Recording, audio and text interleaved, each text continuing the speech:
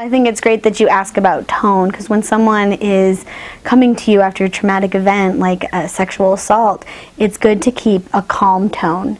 You know, trying to create a safe presence for the person to talk to you about what's happened. So I think it's great to keep a good, calm, steady tone. I know that can be hard because sometimes when someone's telling you something upsetting, we too can get really upset when we hear this has happened to someone that we really care about.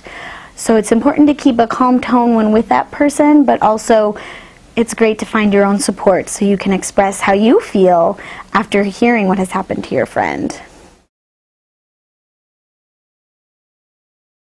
So when responding to someone who's experienced an unwanted sexual encounter, besides staying calm and having a good tone, you first want to let them, you know, share what they feel comfortable with you. You know, kind of leave the space open. What are they looking for? Are they looking to tell you what happened? Are they just looking for a hug or someone to, you know, express their emotions to? So kind of first leaving the space open. And then it's always important to remember that it's not their fault. So, you know, reminding them that it's not their fault and that they did what they needed to do to survive it. And so not using blaming language is really important. Avoid using the word why or why questions, like why did you do such and such or why anything. Why questions tend to really raise emotions, make people feel defensive, even blamed. So it's usually a good idea to try and stay away from those types of questions.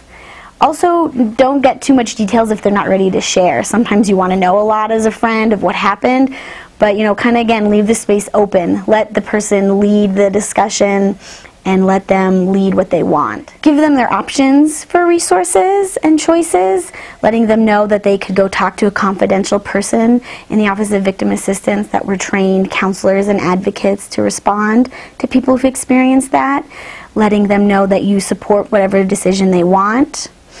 In the Office of Victim Assistance, we can talk about reporting options, medical options, all the choices that someone has.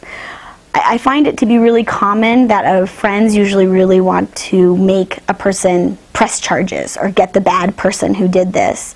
And I think that's a normal response for friends to have, but I also don't think it's the friend's choice to make. So again, really remembering to support what your friend wants to do. Some friends maybe do want to report it, so great, support that. Some might not be in a place or ready to. And to really follow their lead on that, because experiencing a sex assault, you lose some control, and you want to give them back that control by letting them make decisions on their next steps. So not forcing them to do anything is really helpful.